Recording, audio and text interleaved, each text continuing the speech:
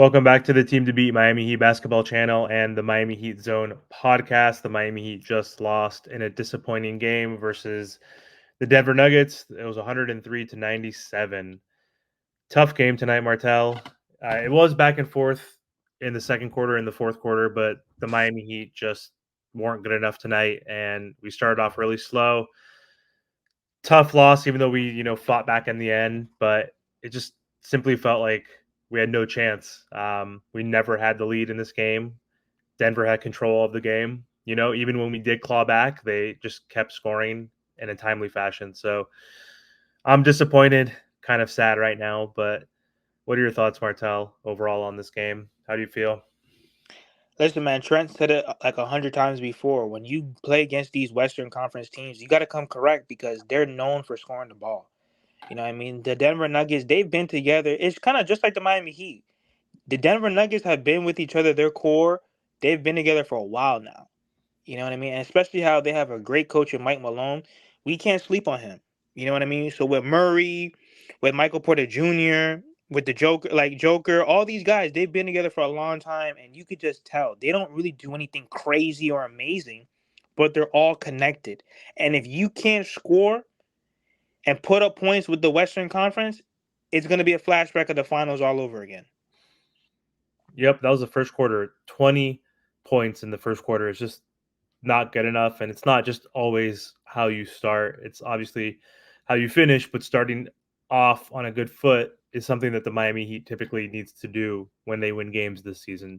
And when we have quarters where we're scoring barely 20 points, it's going to be a rough night. So 20-36 first quarter, we just could not shoot at all. Jimmy wasn't being really aggressive in the first quarter, which is kind of surprising. You thought like on a national night like this that he would be coming out guns a-blazing because he's been sitting out, for a while until he's played, after the All-Star break. So he should be fresh.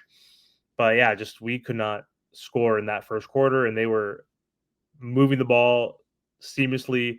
Like Jokic wasn't even shooting. Like he took like one shot, I think, in that first quarter, and they still were destroying us.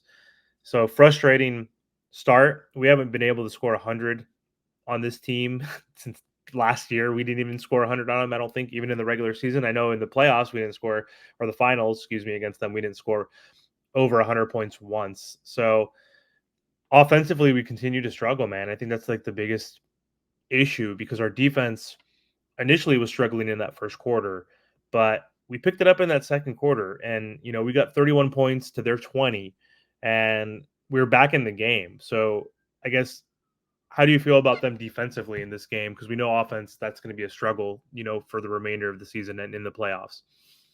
See, but that's where it really comes down to matchups because when you look at their team, they're small. They're still small. You know what I mean? Because think about it, Bam has to do so much. Yeah, we have Orlando Robinson, and yeah, we have Jovic. Which I think, Jovic actually played pretty well. But when you lack athleticism and size and rebounding, sometimes you're gonna get just outworked by that alone. You don't necessarily have to be more talented, but I think the Denver Nuggets, bro, they're way more talented than the Miami Heat. They could hurt you in a lot more ways than the Miami Heat, just from rebounding and just from their athleticism alone with Aaron Gordon, all those different things like that.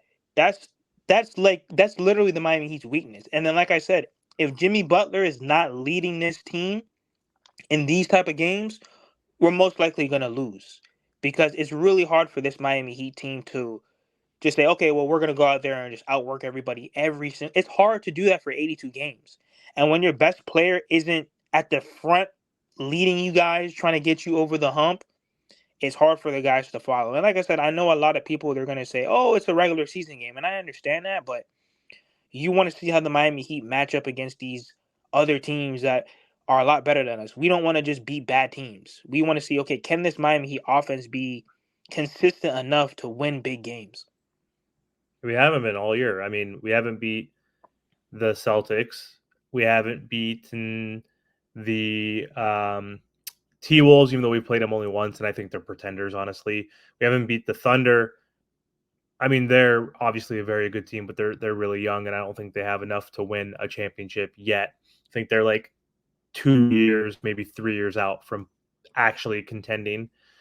and we haven't been able to beat the Nuggets, even though this is the first game. I don't see us beating them at home. I think we're playing them in a few weeks either. So haven't beat the Clippers, even though we were, I think, missing Jimmy for one of those two games. So no excuses though. Like we have only beaten the Bucks, and we're what 2-1 against, or 1-2 against them even. So we struggle against the top teams. I'm not worried about the East except for the Celtics, honestly, but it's going to be hard to get past the Celtics. Even if we do get past them, to your point, it's going to be hard for us to beat the Nuggets. I just don't see us beating this team four times in a 7-game series, especially when they have home court advantage. So that is a tough arena to win in during the regular season. Obviously, in the playoffs, the altitude is obviously an issue, of course, but the biggest issue is that that team has the length and size and the skill set where they can spread the floor, they can all shoot threes, they can rebound, they can bang. Aaron Gordon is just so frustrating to watch, man. Like that guy always cooks the Miami Heat, and he does it in the low post. Like he doesn't do anything fancy. He just uses his sides. He backs down players, and if he misses, he's athletic enough to rebound his own miss and put it back in. He did that like multiple times tonight, and in the finals, he did that a ton, especially when Gabe Vincent was guarding him, which was super frustrating. So I agree with you, man. The Miami Heat's Achilles heels is tall, lengthy players, but with a skill set like Michael Porter, with Aaron Gordon, who could spread the floor, who can play in the post. Tough game, man. And again, though, defensively, though, I just want to give the Miami Heat credit because we were able to stop Jokic in the first half to a certain degree. We held him to 2 for 8. He wasn't being super aggressive. He was being more passive, distributing to his team like he typically does.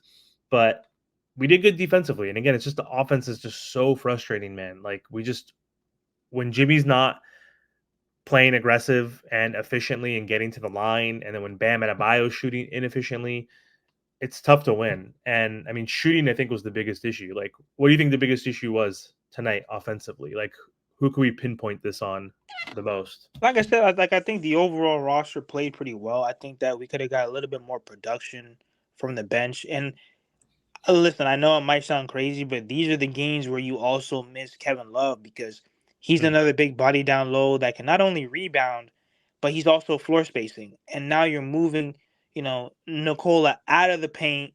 You're spacing the floor so Jimmy now can get to the rim because with Aaron Gordon and with all these guys packing the paint, it's hard for Bam and it's hard for Jimmy to work down low. So especially like a game like this where we're playing in size, Kevin Love was definitely missed. Yeah, 100%. I mean, he's our most important role player. He's been playing so well off the bench in limited time. Like he played 15 minutes against the Kings and had 19 points. So his ability to hit those timely 3 pointers, obviously get those defensive rebounds, and then his full court outlet passes is something that we could have used tonight, especially. But tough not having Kevin Love out there. Tough not having Jay Rich even out there, maybe. I mean, because I don't know why DeLon Wright didn't play like at all. I feel like he played only like 5 minutes less, 3 minutes. Um, Not having Tyler Hero though, I think was just huge. Like he's someone that I wanted to see in the regular season, and hopefully he will play in the next 2 weeks when we play them again. But he's someone that can create his own shot, someone who's willing and is never hesitant to shoot, and who could break a defender down, kind of like a Terry Rozier does. But Terry kind of is passive at times. You know, he's still trying to fit in and sacrifice, as he's mentioned. Tyler, we need someone that can essentially get us a bucket, like when things are stale and stagnant, and like possessions were stagnant where we were being too unselfish. I don't know if you noticed in the fourth quarter, especially, we're being too unselfish, moving the ball around too much, especially with Jaime, Caleb, and Duncan in there. And we're shooting the ball late in the shot clock. And Gordon and Porter Jr. were getting blocks on us. Like they're just too big, too tall. And we need folks to step up. And Jimmy and Bam played okay tonight, but they both had over 20 points. But they were very quiet, like they weren't efficient, they weren't aggressive enough. So I'm looking at the box. We Denver didn't play good either. I credit our defense, for that. Like they didn't play the best, but they also were missing Jamal Murray for the second half, who's their second best player. So that was pretty big that he was out, but they still were good enough where they beat us without their second best player, which is frustrating. I know we have injuries too. Tyler's out, Jay Rich is out, etc. But still, none of those guys are as important as Jamal Murray is to this Denver Nuggets team. So I think the biggest thing though is just 3-point shooting, 27%, 7 for 26. Like that's huge because if you look at Denver, they shot 35% from three, which is pretty good. I mean, I guess compared to 27, obviously, but we shot 42% from the field. They shot 43. We had 14 turnovers. They had 15. Like we got to the line 24 times to their 21, but they shot 90% to our 83. So Jimmy missed some big ones, free throws in that fourth quarter, which was frustrating. But we out rebounded him too, which is insane. Like we rebounded 45 to 41. We both had 9 offensive boards. So like I think it was the 3-point shooting just was one of the biggest issues, I guess, and just that Jimmy and Bam weren't aggressive enough to start. I mean, what are your thoughts on just Jimmy tonight? 21 points on 7 for 17 shooting and 6 for 9 from the line. I mean, listen, I said it 1,000 times. It's like we go as far as Jimmy Butler takes us. Like this game tonight to end the road trip, that should have been like a solid 30-point game from Jimmy Butler. To close it out in Denver, we're gonna need Bill because the thing is, look, Bam Adebayo, he has to do so much.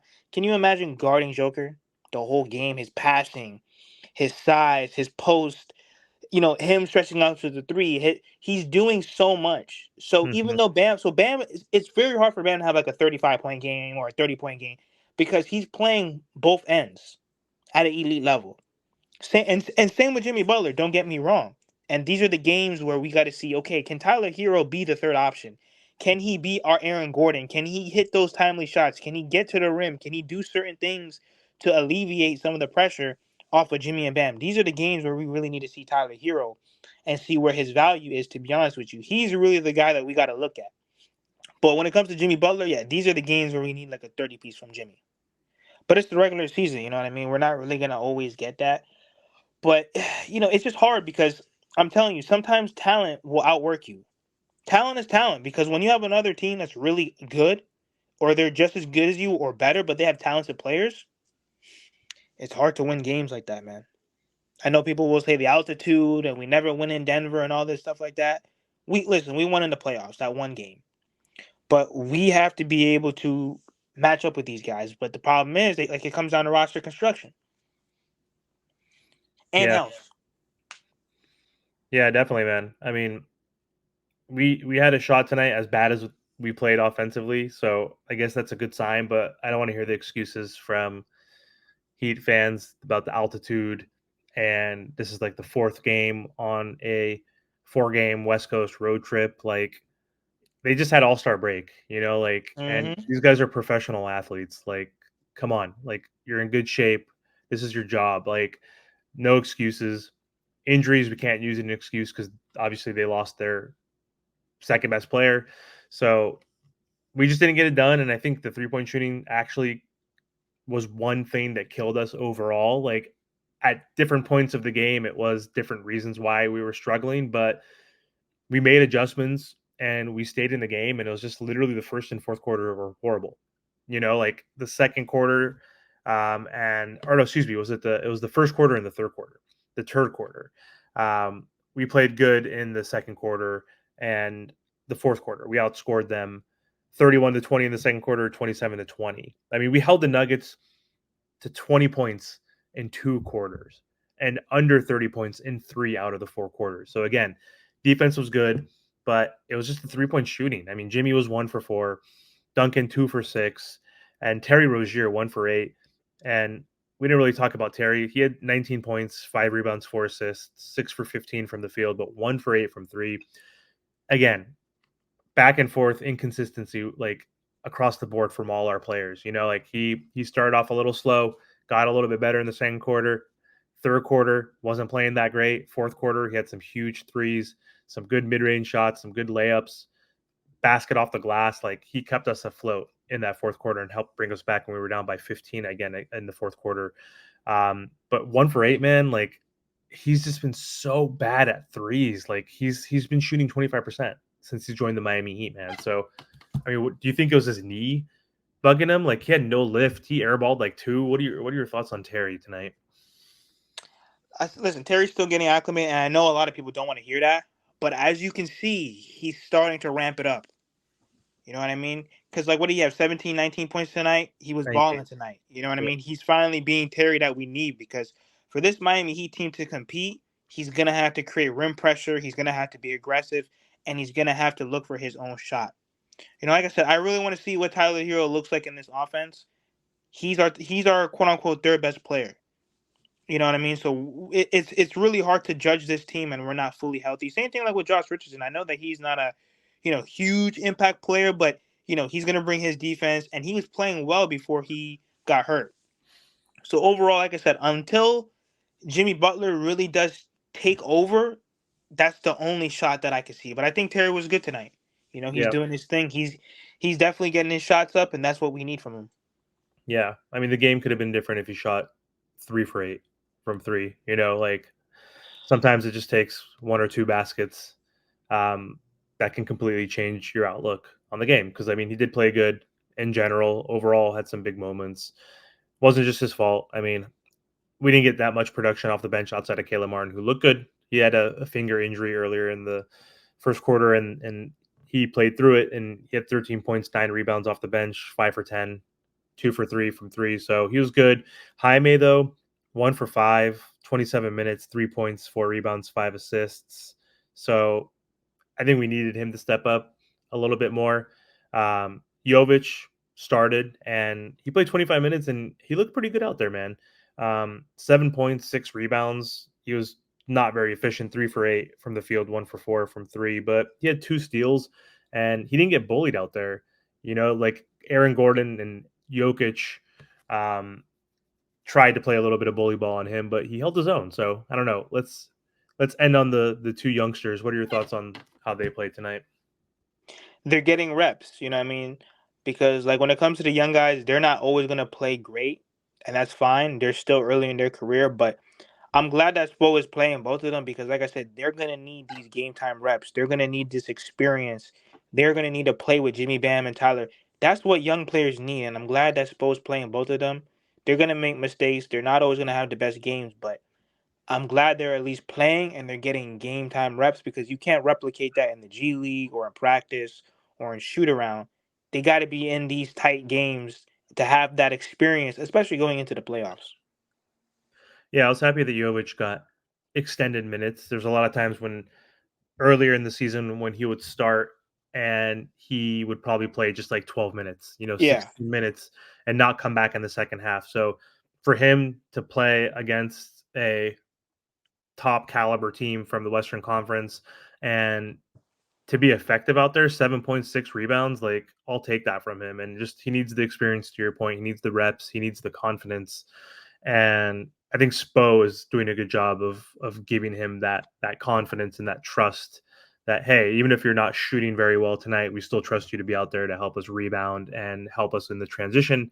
And he had some good transition plays where he was leading the break and playmaking. Like he wasn't too aggressive offensively outside of the first quarter, but in that first quarter he had some good moments. He hit a three, and he had a bucket in the paint and was rebounding well. So happy to see that he got some opportunities tonight too, and we'll need him moving forward, especially now because every game is so critical. And obviously there's still plenty of time left. There's what 22, 24 games, somewhere in that range left. And our schedule is only going to get easier now. And, after that last game, which is always going to be the toughest again, after you are on a 4 game road trip, ending it in Denver, super tough. But we're going to play against I think the Jazz next. And then we're going to play the Pistons and like Wizards. So hopefully we can get on a streak because all it takes is losing one game on a Thursday night like tonight, Martel, and we went from the 5th seed to the 8th seed. So we're 33-26, and the Magic won tonight. The Pacers won last night against the Pelicans, and so we're in the 8th seed, which sucks. Like, because if this was the last game of the regular season, then we would have been in the play-in. So like, it would have mattered more then. So we still have plenty of time to make up ground. We're only, let's see, We are only a game and a half from the 4th seed still because the Knicks did not play tonight, or they did. Did they beat the Warriors? I'm not sure if they did or not. I think I they don't played know. the I Warriors don't know tonight. if they did. Yeah, they played the Warriors tonight. Not sure what that outcome was. Let me check real quick. Yeah, they lost. They lost. They lost to the Warriors. Okay, great. That's huge. So yeah, we're only a game and a half back, but every game's important, and this Every next game counts, man. Every game counts. yes, it does. And so we're playing the Jazz on Saturday night, and so that's another game that we must win. And it's at home, so we're going to finally be at home again, which I think is going to be beneficial for these players since they've been on the road for so long. So Bro, we've been on the road for like it feels like a month. yeah, I mean, at least we got most of the road games out in the beginning of the year. Like we played the most road games in the first 30 games of the season compared to anybody else. So, and I think that's helped us, I think, throughout the season right now because we're 18-13 on the road. Let me see, 18-13 on the road, which is like the 6th best record in the NBA.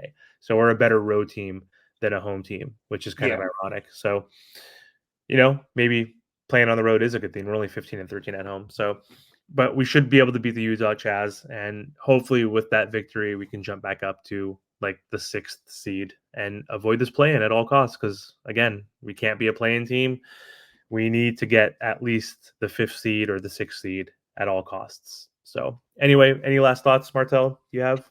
Make sure you guys like, share, comment, subscribe. Amir, he's pushing to 1,000 subscribers, and I'm pushing to 4K.